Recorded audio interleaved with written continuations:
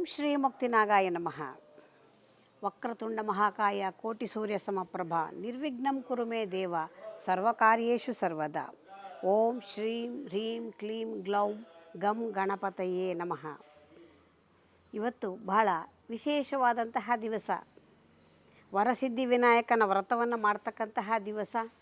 ಯಾವತ್ತು ನಾವು ಈ ವರಸಿದ್ಧಿ ವಿನಾಯಕನ ವ್ರತವನ್ನು ಮಾಡ್ತೀವಿ ಅಂತಂದರೆ ಭಾದ್ರಪದ ಶುಕ್ಲ ಪಕ್ಷದ ಚೌತಿ ತಿಥಿಯಂದು, ಅಂದರೆ 4ನೆಯ ದಿವಸ ಮಾಡ್ತಕ್ಕಂತಹ ಹಬ್ಬ ಈ ಗಣೇಶನ ಹಬ್ಬ. ಈ ಗಣೇಶನ ಹಬ್ಬಕ್ಕೆ ಯಾಕೆ ಇಷ್ಟೊಂದು ಮಹತ್ವ ಈ ದಿವಸಕ್ಕೆ ಅನ್ನೋದನ್ನು ಒಂದು ಸ್ವಲ್ಪ ತಿಳ್ಕೋಬೇಕು.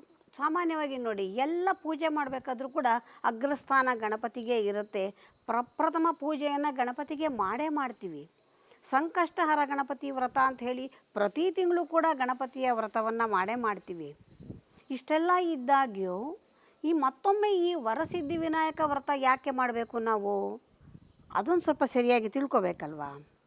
ನೋಡಿ, ಈ ವರಸಿದ್ಧಿ ವಿನಾಯಕ ವ್ರತ ಭಾದ್ರಪದ ಶುಕ್ಲ ಪಕ್ಷದ ಚೌತಿ ಅನ್ನೋದು ಗೊತ್ತಿರ್ತಕ್ಕಂಥದ್ದು. ಈ ಚೌತಿಯ ದಿವಸ ಹಸ್ತ ನಕ್ಷತ್ರವೂ ಇರಬೇಕು. ಹಸ್ತ ನಕ್ಷತ್ರ ಇರುವ ದಿವಸವೇ ಈ ಸಿದ್ಧಿವಿನಾಯಕನ ವ್ರತವನ್ನು ಮಾಡುವಂಥದ್ದು. ಅದರ ಜೊತೆಗೆ ಮತ್ತೊಂದು ವಿಶೇಷ ಏನು ಅಂದರೆ, ಆಕಾಶದಲ್ಲಿ ನೋಡುವಾಗ ಆಕಾಶದಲ್ಲಿ ಮಖ ನಕ್ಷತ್ರ ಇರುತ್ತೆ. ಮಖ ನಕ್ಷತ್ರದಿಂದ ಮುಂದೆ 2 ನಕ್ಷತ್ರಕ್ಕೆ ಸಪ್ತರ್ಷಿ ಮಂಡಲ ಅಂತ ಒಂದಿರುತ್ತೆ. ಸಪ್ತರ್ಷಿ ಮಂಡಲ ಸಾಮಾನ್ಯವಾಗಿ ನಾವೆಲ್ಲ ಕೂಡ ಮಕ್ಕಳಿದ್ದಾಗ ಎಲ್ಲ ತೋರಿಸಿ ಸರಿಯಾಗಿ ಒಂದು ನಕ್ಷತ್ರದ ಒಂದು ಗುಂಪನ್ನು ತೋರಿಸಿ ನಮಗೆಲ್ಲ ಹೇಳೋರು.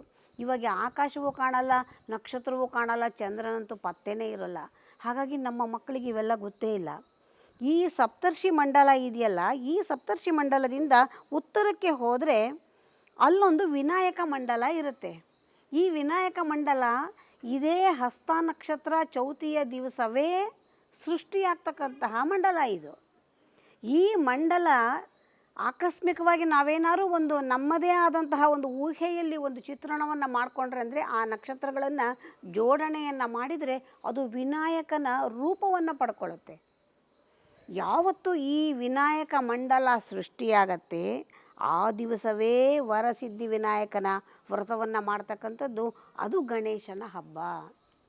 ಹಾಗಾಗಿ ವರ್ಷದಲ್ಲಿ 365 ದಿವಸದಲ್ಲಿ ಬೇಕಾದಷ್ಟು ಬಾರಿ ನಾವು ಗಣೇಶನ ಪೂಜೆಯನ್ನು ಮಾಡಿದ್ರೂ ಕೂಡ ಈ ವ್ರತ ಅಂತ ಮಾಡ್ತಕ್ಕಂತಹ ದಿವಸಕ್ಕೆ ಇದೊಂದು ಬಹಳಷ್ಟು ಮಹತ್ವ ಇರತಕ್ಕಂತಹ ದಿವಸ. ಹಾಗಾಗಿ ಈ ದಿವಸ ಈ ಒಂದು ವಿನಾಯಕನ ಪೂಜೆಯನ್ನು ಮಾಡ್ತಕ್ಕಂಥದ್ದು ತುಂಬ ವಿಶೇಷ. ಎಲ್ಲರೂ ಕೂಡ ಈ ದಿವಸ ಬಹಳ ಉತ್ಸುಕತೆಯಿಂದ ಎಲ್ಲ ಜಾತಿ ಧರ್ಮ ಪಂಥದವರು ಕೂಡ ಗಣೇಶನನ್ನು ಆರಾಧನೆಯನ್ನು ಮಾಡ್ತಾರೆ. ಗಣೇಶನನ್ನು ಪೂಜೆ ಮಾಡದೇ ಇರೋರೇ ಇಲ್ಲ. ಎಲ್ಲರೂ ಕೂಡ ಇವನನ್ನು ಆರಾಧನೆಯನ್ನು ಮಾಡ್ತಕ್ಕಂಥದ್ದು ಬಹಳ ಪ್ರೀತಿಯಿಂದ ಮಾಡ್ತಕ್ಕಂಥದ್ದು. ಮಕ್ಕಳಿಗೂ ಕೂಡ ಗಣೇಶ ಅಂತಂದರೆ ಅತ್ಯಂತ ಪ್ರೀತಿ ಇರ್ತಕ್ಕಂಥದ್ದು. ಮತ್ತೊಂದು, ಈ ನಕ್ಷತ್ರ ಮಂಡಲದ ಮಧ್ಯದಲ್ಲಿ ಒಂದು ಆಶ್ಲೇಷ ನಕ್ಷತ್ರವಿರುತ್ತೆ. ಆ ಆಶ್ಲೇಷ ನಕ್ಷತ್ರ ನಾಗನಿಗೆ ಸಂಬಂಧಪಟ್ಟಿದ್ದು. ಸರ್ಪ ನಕ್ಷತ್ರವಾಗಿರೋದ್ರಿಂದ ವಿನಾಯಕ ನಾಗಯಜ್ಞೋಪವೀತನೂ ಆಗಿಬಿಡ್ತಾನೆ. ಹಾಗಾಗಿ ಇದೊಂದು ಬಹಳ ವಿಶೇಷವಾದಂತಹ ದಿವಸ. ಮತ್ತೊಂದು, ವಿನಾಯಕ ಹುಟ್ಟಿದ ದಿವಸ ಕೂಡ ಇದೇ ದಿವಸ. ಇದೇ ಗಣಪತಿಗೆ ತನ್ನ ಗಣಗಳಿಂದ ಅಧಿಪತ್ಯ ದೊರೆತಂತಹ ದಿವಸವೂ ಕೂಡ ಇದೇ ಹಬ್ಬದ ದಿವಸವೇ. ಹಾಗಾಗಿ ಅದಕ್ಕಷ್ಟು ಮಹತ್ವ ಇರತಕ್ಕಂಥದ್ದು. ಮತ್ತು ಆಕಸ್ಮಿಕವಾಗಿ ಕೆಲವು ವರ್ಷ ಈ ಚೌತಿ ಭಾನುವಾರ ಅಥವಾ ಮಂಗಳವಾರ ಬಂದುಬಿಟ್ರೆ ಅದನ್ನು ಮಹಾಚತುರ್ಥಿ ಅಂತ ಹೇಳಿ ಕೂಡ ಕರೆಸ್ಕೊಳ್ಳುತ್ತೆ. ಅದು ಮತ್ತಷ್ಟು ವಿಶೇಷವಾದಂತಹ ದಿವಸ ಅದು. ಹಾಗಾಗಿ ಎಷ್ಟೊಂದು ವಿಚಾರಗಳನ್ನು ಒಂದು ಹಬ್ಬ ಅಂದರೆ ಅಳವಡಿಸಿರ್ತೀವಿ. ನಮ್ಮ ಪೂರ್ವಿಕರು ಹೇಗೆ ಮಾಡಿದ್ದಾರೆ ಅಂದರೆ, ಅನೇಕ ವಿಚಾರಗಳನ್ನು ಸೇರಿಸಿ ಒಂದು ಪರ್ವಕಾಲ ಅಂತ ಮಾಡಿ ಆ ಪರ್ವಕಾಲದಲ್ಲಿ ಕೆಲವು ದೇವತೆಗಳನ್ನು ಆರಾಧನೆಯನ್ನು ಮಾಡುವುದರ ಮುಖಾಂತರ ನಮ್ಮ ಸಂಕಷ್ಟಗಳನ್ನು ಪರಿಹರಿಸ್ಕೊಳ್ಳೋದಕ್ಕೆ, ನಮ್ಮ ಸಮಸ್ಯೆಗಳನ್ನು ಬಿಡಿಸಿಕೊಂಡು ಈ ಲೌಕಿಕ ಜಗತ್ತಿನಲ್ಲಿ ಬದುಕೋದಕ್ಕೆ ದಾರಿಯನ್ನು ಮಾಡಿಕೊಟ್ಟಿದ್ದಾರೆ. ಮತ್ತೊಂದು ಪ್ರಶ್ನೆ, ಹೌದು, ಎಲ್ಲಕ್ಕೂ ಯಾಕೆ ಈ 21 ಮೋದಕ 21 ಗರಿಕೆ ಅಂತಲೇ ಹೇಳ್ತೀರಿ, 21 ನಮಸ್ಕಾರ ಮಾಡಿ ಅಂತೀರಿ ಗಣಪತಿಗೆ ಅಂತ ಹೇಳಿ ಕೂಡ ಕೆಲವರು ಕೇಳೋದುಂಟು. ಕೆಲವರು ಮನಸ್ಸಿನಲ್ಲಿ ಪ್ರಶ್ನೆಗಳು ಹೇಳುತ್ತೆ. ನೋಡಿ, ಗಣಪತಿ ಇರುವುದು ಎಲ್ಲಿ ಅಂದರೆ ಸ್ವಾನಂದ ಲೋಕದಲ್ಲಿ ಗಣಪತಿ ಇರ್ತಾನೆ. ಈ ಸ್ವಾನಂದ ಲೋಕ ಇರೋದೇ 21ನೇ ಲೋಕವೇ ಸ್ವಾನಂದ ಲೋಕ. ಈ ಸ್ವಾನಂದ ಲೋಕ ಇರೋದಾದರೂ ಎಲ್ಲಿ? ಬ್ರಹ್ಮಲೋಕದ ಹತ್ತಿರದಲ್ಲಿ. ಆಕಾಶದ ಅಭಿಮಾನಿ ದೇವತೆ, ತತ್ವಗಳ ಅಭಿಮಾನಿ ದೇವತೆಯೇ ಈ ಗಣಪತಿ. 21 ತತ್ವಗಳ ಅಭಿಮಾನಿ ದೇವತೆ ಗಣಪತಿ. ಹಾಗಾಗಿ 21 ಅನ್ನುವ ಸಂಖ್ಯೆಗೆ ಗಣಪತಿಗೂ ತುಂಬ ನಂಟು ಇರತಕ್ಕಂಥದ್ದು. ಹಾಗಾಗಿ ಗಣಪತಿಗೆ 21 ಗರಿಕೆಯನ್ನು ಪೂಜೆ ಮಾಡುವಂಥದ್ದು, 21 ಪತ್ರಗಳನ್ನು ಸಮರ್ಪಣೆಯನ್ನು ಮಾಡ್ತಕ್ಕಂಥದ್ದು, 21 ಮೋದಕಗಳನ್ನು ನಾವು ನಿವೇದನಕ್ಕಾಗಿ ಸಮರ್ಪಣೆಯನ್ನು ಮಾಡ್ತಕ್ಕಂಥದ್ದು, ಇವೆಲ್ಲವೂ ಮತ್ತಷ್ಟು ಮತ್ತು 21 ಎಳೆಯ ಒಂದು ವಸ್ತ್ರವನ್ನು ಕೂಡ ಸಮರ್ಪಣೆಯನ್ನು ಮಾಡ್ತೀವಿ. ಹಾಗಾಗಿ ಗಣಪತಿಗೆ ಇಷ್ಟೊಂದು ವಿಶೇಷ ಇರತಕ್ಕಂತಹ ವಿಚಾರವನ್ನು ತಿಳಿದು ನಾವು ಹಬ್ಬವನ್ನು ಮಾಡಬೇಕು.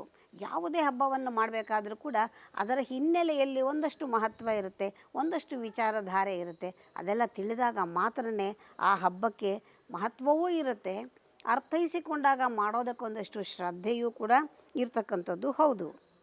ಮತ್ತು ಈ ಗಣಪತಿಯನ್ನು ನಾವು ಆರಾಧನೆಯನ್ನು ಮಾಡಬೇಕಾದ್ರೆ ಈ ಪೃಥ್ವಿ ತತ್ವದ ಹೊರ ವಲಯದಲ್ಲಿ ಇರತಕ್ಕಂತಹ ಮಣ್ಣಿನಿಂದ ಮಾಡಿರುವಂತಹ ಮೂರ್ತಿಯನ್ನು ಸೃಷ್ಟಿ ಮಾಡಿ ಅದಕ್ಕೆ ಒಂದಷ್ಟು ಷೋಡಶೋಪಚಾರ ಪೂಜೆಯನ್ನು ಮಾಡಿ 21 ಗರಿಕೆಯನ್ನು 21 ಮೋದಕ ಪತ್ರೆ ಎಲ್ಲವನ್ನು ಸಮರ್ಪಣೆ ಮಾಡಿ ಅವರವರ ಶಕ್ತಿಯಾನುಸಾರ ಪೂಜೆಗಳನ್ನು ಮಾಡಿ ಕೊನೆಯದಾಗಿ ಲಯಗೊಳಿಸಬೇಕಾದ್ರೆ ಕೂಡ ಹೊರತತ್ವದ ಜಲರೂಪದ ಹೊರತತ್ವವಾದಂತಹ ನೀರಿನಲ್ಲಿ ಲಯಗೊಳಿಸತಕ್ಕಂಥದ್ದು ಕೂಡ ಬಹಳ ವಿಶೇಷವಾಗಿರ್ತಕ್ಕಂಥದ್ದು.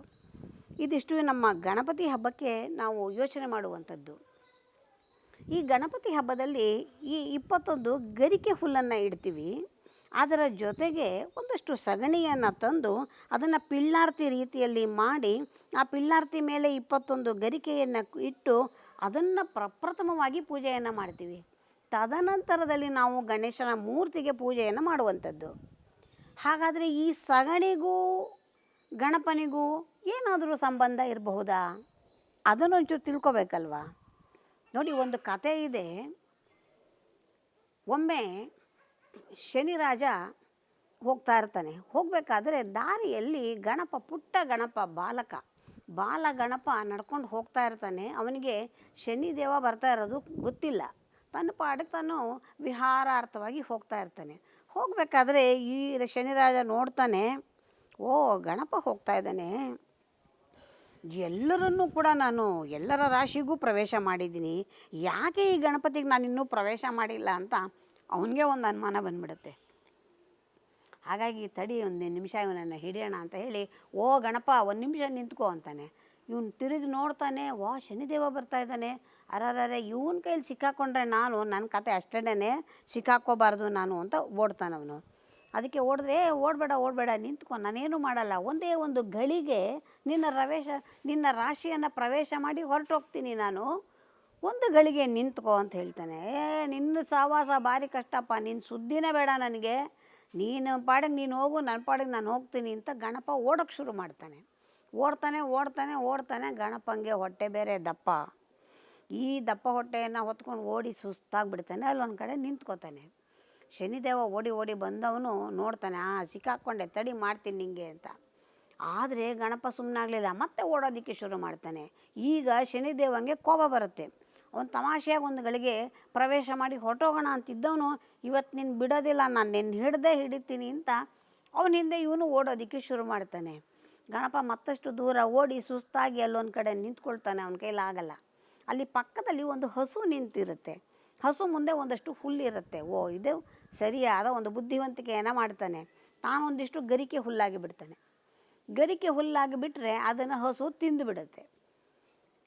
ಇವನು ಶನಿದೇವ ನೋಡ್ತಾನೆ, ನಿನಗೆ ಹುಲ್ಲಾಗಕ್ಕೆ ಬಂದರೆ ನನಗೆ ಬರಲ್ವಾ, ನಾನು ಗರಿಕೆ ಹುಲ್ಲಾಗ್ತೀನಿ ಅಂತ ಹೇಳಿ ಅವನು ಕೂಡ ಗರಿಕೆ ಹುಲ್ಲಾಗ್ಬಿಡ್ತಾನೆ.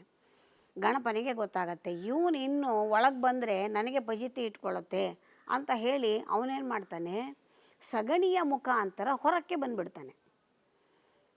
ಶನಿದೇವ ನೋಡ್ತಾನೆ, ಛೇ ಏನಿದು ಅಸಹ್ಯ, ನಾನೆಲ್ಲಾದರೂ ಈ ರೀತಿ ಸಗಣಿ ಆಗೋದಕ್ಕೆ ಸಾಧ್ಯವೇ, ಇವನು ಸಾವಾಸವೇ ಬೇಡ ನನಗೆ ಅಂತ ಹೇಳಿ ವಾಪಸ್ ಹೊರಟೋಗ್ತಾನೆ. ಆವಾಗ ಗಣಪ ಹೇಳ್ತಾನೆ, ನೋಡ್ದ ನಿನ್ನನ್ನು ಯಾರೂ ಗೆಲ್ಲಕ್ಕಾಗಲ್ಲ ಅಂತ ಮೆರೀತಿದ್ಯಲ್ಲ, ನಿನ್ನನ್ನು ಗೆದ್ದವನು ನಾನು ಅಂತ ಹೇಳಿ. ಹಾಗಾಗಿ ಯಾರನ್ನು ಇದು ಮಾಡಿದ್ರು ಕೂಡ ಗಣಪತಿ ಬಹಳ ಬುದ್ಧಿವಂತಿಕೆಯಿಂದ ಕೆಲಸವನ್ನು ಸಾಧಿಸ್ಕೊಳ್ತಕ್ಕಂಥವನು. ಹಾಗಾಗಿ ವಿದ್ಯಾದಿ ದೇವತೆಯೂ ಕೂಡ ಅವನು ಹೌದು. ಇವತ್ತಿಗೂ ಕೂಡ ಈ ಮದುವೆ ಆಗಲಿ ಯಾವುದೇ ಒಂದು ಶುಭ ಕಾರ್ಯವಾಗಲಿ ಮೊದಲು ಸಗಣಿಯಲ್ಲಿ ಒಂದು ಪಿಳ್ಳಾರತಿಯನ್ನು ಮಾಡಿ ಅದಕ್ಕೆ ಗರಿಕೆಯನ್ನು ಸೆಕ್ಕಿಸಿ ಅದನ್ನು ಯಾವುದೇ ಶನಿಯ ವಕ್ರದೃಷ್ಟಿ ನಮ್ಮ ಕಾರ್ಯದ ಮೇಲೆ ಬೀಳದೇ ಇರಲಿ, ಶುಭ ಕಾರ್ಯಗಳು ಸುಲಭವಾಗಿ ಸುಗಮವಾಗಿ ನಡೀಲಿ ಅಂತ ಹೇಳಿ ಈ ಸಗಣಿಯ ಮುಖಾಂತರ ಗಣಪನನ್ನು ಆರಾಧನೆಯನ್ನು ಮಾಡೋದು ಕೂಡ ಅಭ್ಯಾಸದಲ್ಲಿ ಬಂತು.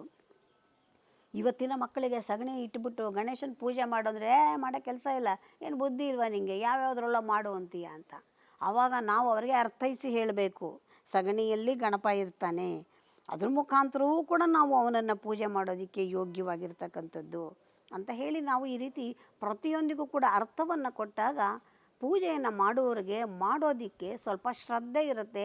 ಅರ್ಥ ಗೊತ್ತಿದ್ದಾಗ ಮಾತ್ರನೇ ಆ ಕೆಲಸವನ್ನು ಮಾಡುವಂತಹ ವಿಚಾರ ಬರುವಂಥದ್ದು.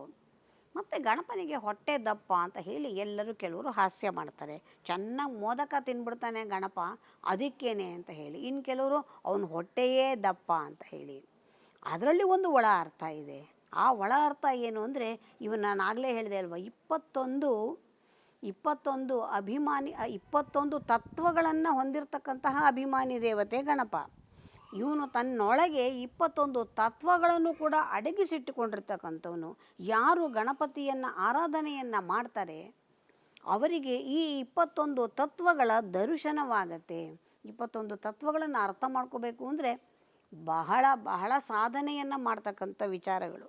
ಹಾಗಾಗಿ ಒಂದು ಗಣಪನ ಆಕೃತಿಯಲ್ಲಿ ಒಂದಷ್ಟು ಅರ್ಥ, ಗಣಪನ ಒಂದು ಆನೆಯ ತಲೆ ಇರೋದಕ್ಕೆ ಒಂದಷ್ಟು ಅರ್ಥ, ಅವನಿಗೆ ಸಗಣಿಯಲ್ಲಿ ಪೂಜೆ ಮಾಡೋದಕ್ಕೆ ಒಂದಷ್ಟು ಅರ್ಥ, 21 ಸಂಖ್ಯೆಗೆ ಒಂದಷ್ಟು ಅರ್ಥ.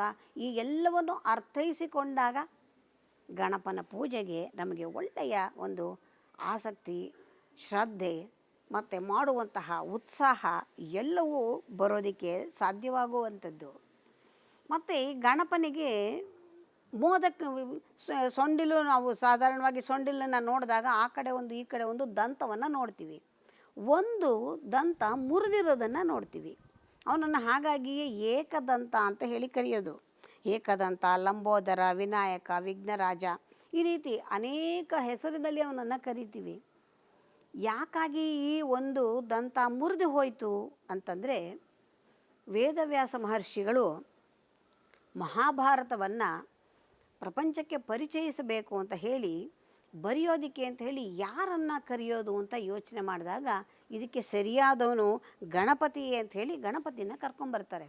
ಗಣಪತಿನ ಕರ್ಕೊಂಬಂದು, ನೋಡಪ್ಪ, ನಾನು ಮಹಾಭಾರತದ ಒಂದು ಕಥೆಯನ್ನು ಹೇಳ್ತಾ ಹೋಗ್ತೀನಿ, ನೀ ಬರೀತಾ ಹೋಗಬೇಕು, ಆದರೆ ಯಾವುದೇ ಕಾರಣಕ್ಕೂ ಮಧ್ಯದಲ್ಲಿ ನಿಲ್ಲಿಸಬಾರ್ದು, ಮತ್ತು ಜೊತೆಗೆ ಅದನ್ನು ಸರಿಯಾಗಿ ಅರ್ಥ ಮಾಡಿಕೊಂಡು ಬರೀಬೇಕು ನೀನು.